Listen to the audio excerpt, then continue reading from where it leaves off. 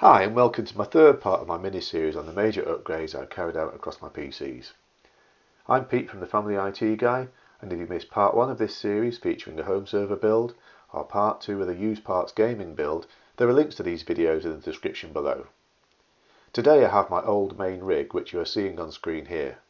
I wanted to upgrade from an AMD FX6300 to something faster and quieter, but also on a budget. I would have liked a Ryzen 5, but I couldn't justify the cost of a new motherboard, CPU and RAM when a used parts build would let me get close in performance terms for less than half the cost. So this is the case for my main rig. I've made a couple of small changes on the front. One is I've swapped the order of these two expansion slots around. I was finding with this little sort of lip here and the USB being at the top, I couldn't really see the USB 3 connectors easily while the machine was under my desk. The other thing is the red stripes that were on the case. I've decided to paint them black because I'm going slightly anti-RGB and having just a black machine. The case fan was an RGB, well, sorry, just a blue LED fan, but yeah, the connectors broke whilst I was taking it apart. I could try and solder it and repair it, but maybe I'll just do without. So I've just been giving the case a good clean down first with an anti-static cloth, so it's pretty dust free now. So I'm going to be doing the build for this machine and my gaming machine sort of somewhat in parallel, and the reasons for that will become clear later on.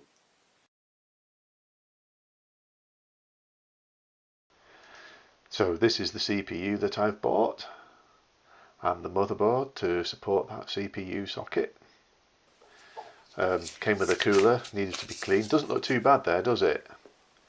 But after trying to clean it first, it started to look really rather dirty, and it took several cloths to get the thing fully clean. I'm using my old case there that's been stripped bare to act as a test bench. So I get the motherboard in, no need for a backplate here. So I've got one stick of RAM in, and I'm putting the cooler in. And yes, I need a power supply from one of my other rigs that I know is working. So just checking everything's in place before I power on and see whether this thing works or not. I think I've got everything in place there, all the connectors I need, and up to the monitor. I've got the monitor plugged in. So power supply is plugged in. So moment of truth, does this CPU and motherboard work? No, because I haven't switched the power supply on. Okay, let's give it another try. Okay, so a beep is a reasonable sign. Usually the BIOS is telling you that something's changed. No signal yet to the monitor. And then the fan stops. But it starts again. So is it going to work this time? Oh, it's slowing down. No, it's not. At this moment I'm thinking something's broken. It's not going to work. But then the fan keeps going and I finally get a signal. So that was a breath of relief at that point. There's no drive in here, so it's not going to boot up. So what I'm just going to do is let this finish, and then I'm going to reboot the machine and see if I can get into BIOS.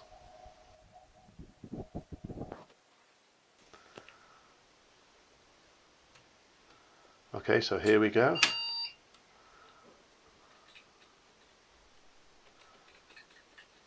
It's F2. And we're in. Okay, let's just do a quick check. Is it recognising the CPU correctly? Yes, it is. And the stick of RAM we put in, yep, that's working. So I'm pleased. It seems to work.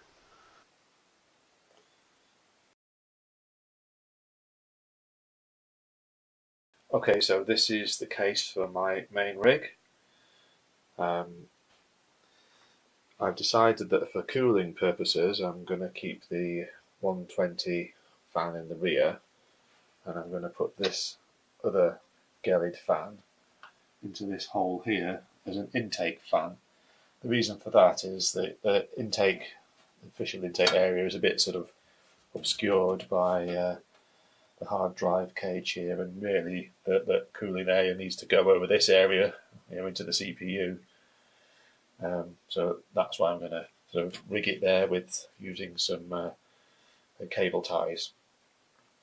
I've decided that I'm just going to get rid of this fan. I don't think I'm going to bother trying to repair it. So these are used parts here. So I'm using some new components with this machine. I bought myself a new power supply, a gold rated power supply. So it's the first time I've splashed out on something like this. But they have very good recommendations and very long warranty on them as well. The other thing is I've bought myself a 500GB SSD as well, so no more hard drive noise. And I think with this power supply there is an eco mode on it so that it doesn't run the fan either when it's quite cool. In case you've never seen an expensive power supply, which I haven't, I just this second opened the box, and yes, it's nice bags and things for all the cables. So it's all very nice. It's I didn't say before, it's a modular power supply, so you only need to plug in the connectors that you need, and with this machine I won't need that many initially. I've just taken the opportunity to just get my cabling sorted out, and slightly different to how the other motherboard was, so slightly different cable runs. But yeah, let's get this in the machine then. One observation I have is that the intake fan, the area at the bottom of the case, is not really quite big enough. I think the fan probably stops around there. I think the reason for this is this particular power supply, instead of having a 120 fan, I think it's a 140 fan, so it means the power supply is just a bit longer than some of the standard ones. But the power supply, I don't know if you can see here, but it does, there's a little gap there under the case, so I would think that that's going to be adequate. I don't really estimate the load on this machine as in configuration is really ever going to exceed 200 watts, so the power supply is going to be running well below its capacity, so I think that'll be fine.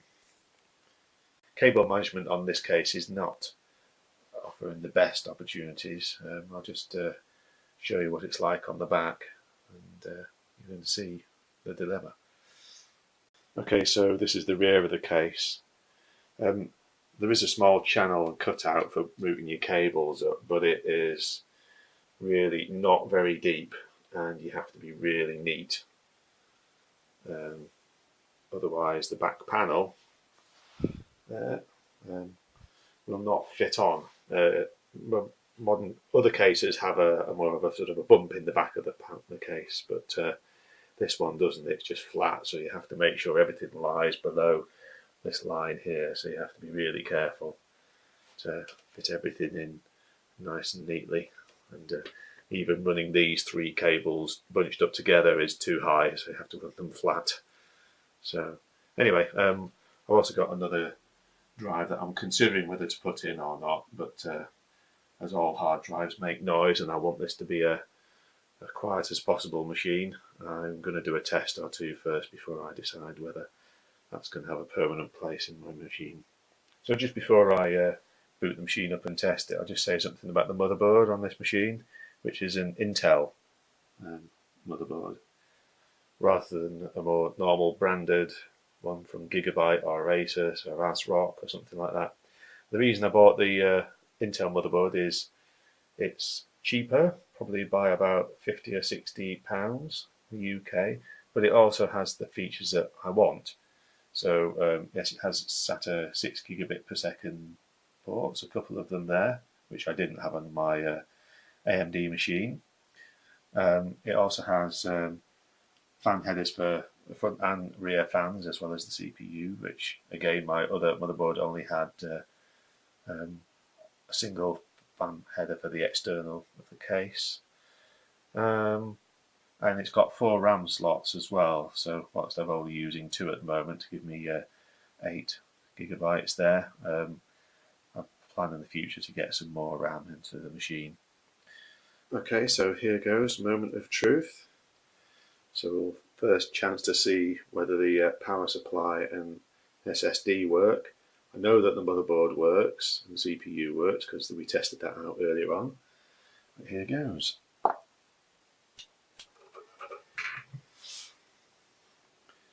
Well, fan is going there, CPU fan's going. Oh, quick flash up on the screen there. So no, I haven't set the machine up yet, so it's not got anything to boot from. I'll just let it run through the cycle, and then we'll restart the machine and go into the BIOS and just check that everything's recognised.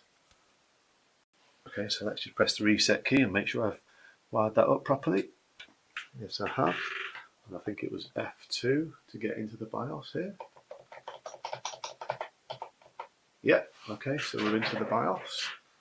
So it's recognised my DVD drive and the SSD there.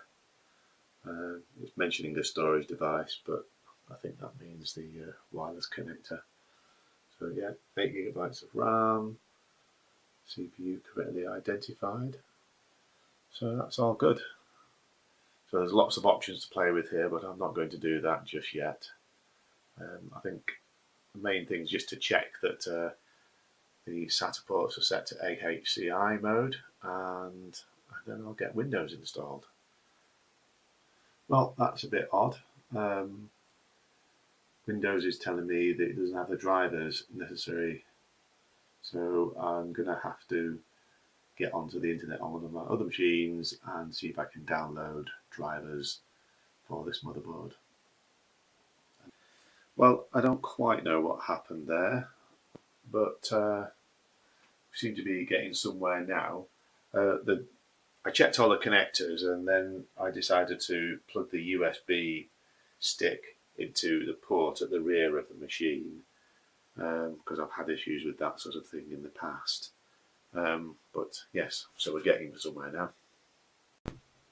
Okay, so what I think I'm going to do here is create 2 partitions on the drive.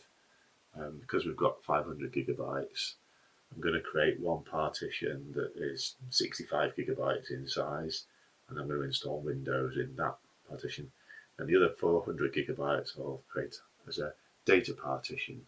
So the reason for doing this is that if you do encounter any problems with Windows and you can't repair it, you can always sort of get it to completely reinstall Windows without affecting all of your data that's on the drive as well.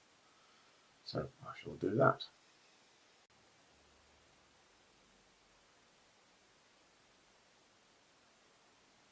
So I've got Windows installed, I've got all the programs I use installed, so it's time to start using the machine and see how it performs for me and whether I get those performance improvements that I'm looking for. I've been using the machine for a couple of weeks now, and as I hoped, it is really quiet. Yeah, I can't hear it really at all when I'm sitting at the desk in an old position. One of the things I have noticed though is that when I'm rendering videos or encoding DVDs, and I've got some results of that to show you later, is that the CPU temperature does get up to between 78 to 80 degrees and perhaps just peaking at 81 perhaps, which is within spec for the CPU on the standard cooler. But I've decided that I'm going to spend some money and get an uprated cooler for the CPU. So I'm going to install this. CPU cooler installed. Let's see how it performs. So it's been running for about 10 minutes now, and you can see that the maximum temperature there is only 66 centigrade, whereas before I said it was touching 81 and 82 for fractions of a second. In general, using the machine, it's a lot snappier and faster to use now. Editing videos, for example, doing things like scrolling the timeline like this, yeah, that's much quicker than it was before on the FX 6300. The other thing is I did a trial rip of a movie.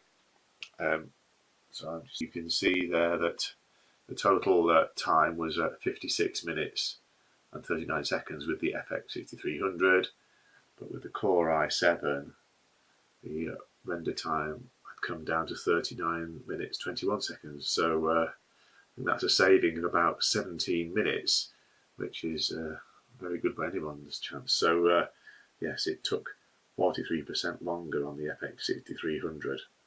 Okay, so this video is getting quite long now, so it's time to wrap it up with just a note on costs. If I was in the market for buying some new parts on the Ryzen 5 and AM4 motherboard, you can see I'd be looking at about £440. What I actually bought instead cost me about £150, and although the i7 is not really quite as fast as the Ryzen 5 in productivity terms, I don't think there's £300 worth of difference in that. So I'm quite happy with what I've got for my money, and I think that's a good investment.